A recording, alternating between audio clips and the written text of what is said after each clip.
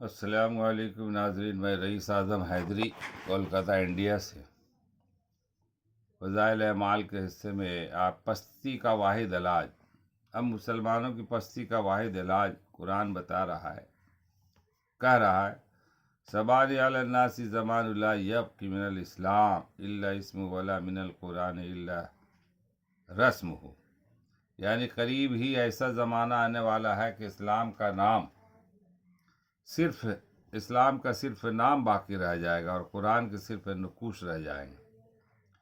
اب غور طلب امر یہ ہے کہ اگر واقع ہم اس حقیقی اسلام سے محروم ہیں جو خدا اور رسول کے ہاں مطلوب ہے اور جس کے ساتھ ہماری دین و دنیا کی فلاح و بہبود وابستہ ہے، تو کیا ذریعہ ہے جس سے وہ کھوئی ہوئی نعمت واپس آئے، اور وہ کیا اسباب ہیں جن کی وجہ سے روح اسلام ہم میں سے نکال لی گئی اور ہم جسد بے جان رہ گئے۔ جب مصحف آسمانی کی تلاوت کی جاتی ہے اور امت محمدیہ کی فضیلت اور برتری کی علت و غایت ڈھونڈی جاتی ہے، تو معلوم ہوتا ہے کہ اس امت کو ایک اعلیٰ اور برتر کام سپرد کیا گیا تھا، جس کی وجہ سے خیر الامم کا خطاب اس کو عطا کیا گیا۔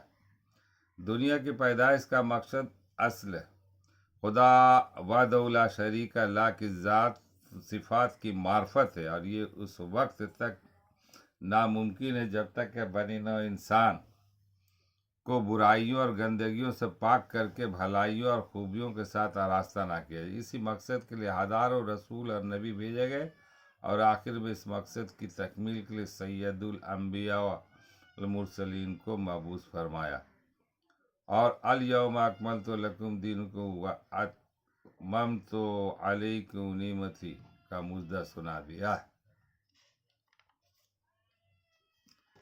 اب چونکہ مقصد کی تعمیل ہو چکی تھی اور ہر برائی اور بھلائی کو کھول کھول کر بیان کر دیا گیا تھا کہ ایک مکمل نظام عمل دیا جا چکا ہے، اس لیے رسالت نبوت کے سلسلہ کو ختم کر دیا گیا۔ جو کام پہلے نبی اور رسول سے لیا جاتا تھا وہ قیامت تک امت محمدیہ کے سپرد کر دیا گیا۔ یہ قرآن کا خلاصہ ہے، قرآن کا ترجمہ میں نے پیش کر دیا۔ اب اس سے یہ بات ظاہر ہو جاتی ہے کہ یہ قرآن جو ہے، یہ مقصد حیات جو ہماری ہے زندگی، پورے مقصد اس میں چھپا ہوا ہے، اور اس کے لیے حضور صلی اللہ علیہ وسلم سے پہلے بھی رسولوں کو بھیجا گیا اور اس کے بعد رسول اللہ صلی اللہ علیہ وسلم کو بھیجا گیا، اور اس میں پورے قوانین بتا دیا گیا کہ آپ کو زندگی کس طرح گزارنا ہے، کس طرح بھلائی کرنا ہے، کس طرح برائی سے آپ کو روکنا ہے، اور کیا کام کرنا ہے، اور اللہ دنیا میں جو آپ کو بھیجا گیا اللہ کا مقصد کیا ہے۔ اللہ اپنے معرفت کو بتانا چاہ رہا ہے، دکھانا چاہ رہا ہے کہ ہم ایک واحد ذات ہیں، اور خدا ہی واحد ذات ہے، اس میں دو رائے نہیں ہے کہ پوری کائنات کو پیدا کرنے والا اللہ کی ذات ہے۔ اب آپ غور کریں گے کہ چاند، سورج، زمین، ستارے، آسمان، دریا، پہاڑ، شجر، حجر، انسان، چرند، پرند، ساری چیزوں کو پیدا کرنے والا انسان ہے، اور یہ اس انسان کو دنیا میں بھیجنے کا مقصد یہ ہے کہ بس جاؤ آپ میری عبادت کرو اور لوگوں کو دعوت دو۔ اس میں بھی انسان کے لیے مقصد اور فائدہ ہے۔ وہ فائدہ کیا ہے کہ آپ ایک نمونے کے طور پر کہ آپ دیکھ لیں کہ آپ کی جو زندگی ہے، آپ اپنی زندگی کو خوشحال بنانے کے لیے کیا کیا ترکیبیں لگا رہے ہیں، اپنی خوشی کے لیے کیا کیا ترکیبیں لگا رہے ہیں۔ پیسہ کما رہے ہیں بہت زیادہ، چلیے اچھی بات ہے، بلڈنگیں بنا رہے ہیں رہنے کے لیے کہ بہترین جگہ پہ رہیں، کھانے کے لیے ایک سے ایک انواع و اقسام، آپ روزانہ ایک سے ایک چیزیں، نئی نئی چیزیں بناتے ہیں، گھر میں لاتے ہیں، کھاتے ہیں، اپنے بدن پہ زیب تن جو کرتے ہیں، لباس کہ اچھا سے اچھا ہو، یہی تو مقصد ہے، روٹی، کپڑا اور مکان، تین چیز کے علاوہ اور کچھ نہیں۔ سب کو یہی خواہش ہے بہترین غذا میں میسر ہو، بہترین لباس ہو، بہترین مکان ہو، اور خوشحال زندگی ہو، کسی قسم کی تکلیف نہ ہو۔ اس کے لیے آپ محنت کرتے ہیں، اور کوشش کرتے، رات دن کوشش کرتے. کارخانے میں آپ کام کرتے تو ڈبل ڈیوٹی، تاجر ہے تو آپ صبح سے لے کر رات تک دوڑ بھاگ پیسے لگا رہے ہیں. اور کسی آپ ڈپارٹمنٹ میں ہیں تو آپ اور اس میں عہدے میں آپ پرموشن کرنے کے لیے دن رات کوشش کی بھائی اس سے بڑا اور عہدہ مل جائے مجھے. آج لیبر ہیں تو کل جو ہے نا یہاں کا کلرک بن جائے، پھر ڈائریکٹر بن جائے، مینیجر بن جائے، وغیرہ وغیرہ. اسی طرح سے ہر ڈپارٹمنٹ میں تاکہ آمدنی بڑھ جائے، اپنی زندگی خوشحال ہو جائے، بچوں کی زندگی بھی صحیح سے کٹے.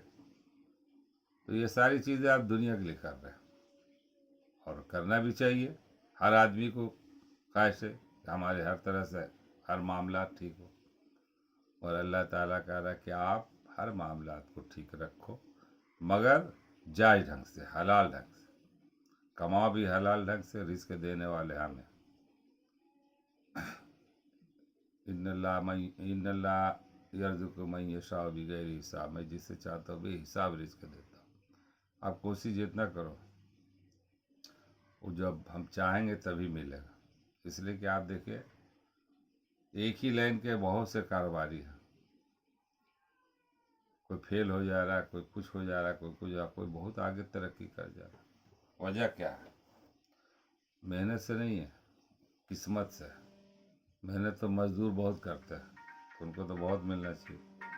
تو یہ سارا معاملہ تو ہمیں پھر مر کے جانا ہے. زندگی اور آخرت میں بھی ہماری زندگی ہے، وہاں بھی خوشحال زندگی ہونی چاہیے. جنت مل جائے گی، کھانے پینے کے سامان ہیں وہاں ہر طرح کے رہیں گے، ہر طرح کے ایسو عشایت ہو غلما ہے. تو وہاں کی خوشحال وہ فور ایور لائف ہوگا، ہمیشہ ہمیش کی زندگی. تو وہ زندگی کو بنانے کے لیے آپ کو دو ہی کام کرنا ہے: عبادت کیجیے، دعوت دیجیے. جس لائن سے دعوت دیجیے، بری باتوں کو روکنا، بھلائی بات کو پہنچانا. آپ کے پاس وقت ہے، چل پھر کے دعوت دیجیے. آپ کے پاس وقت ہے، تحریر کر کے دیجیے لوگوں تک. آپ کے پاس ہے، کچھ بات بتا کے دیجیے تقریر کر کے. میں بھی یہ کام کر رہا ہوں کہ بھائی چلو کم سے کم 10 لوگ سن لیں، شاید کہ اتر جائے تیرے دل میں میری بات. تو عمل کرنا مقصد یہ ہے کہ آپ صحیح راستے پہ چلیں اور اللہ کے جو بتایا ہوا طریقہ اس کو مان کر زندگی جائیں. کسی کے ساتھ کوئی نقصان نہ کرے، معاملات میں صحیح رکھیں، غلط نہ کریں، جھوٹ غیبت چغل خوری ان سب چیزوں سے بچتے رہیں. یہی ہے کامیابی.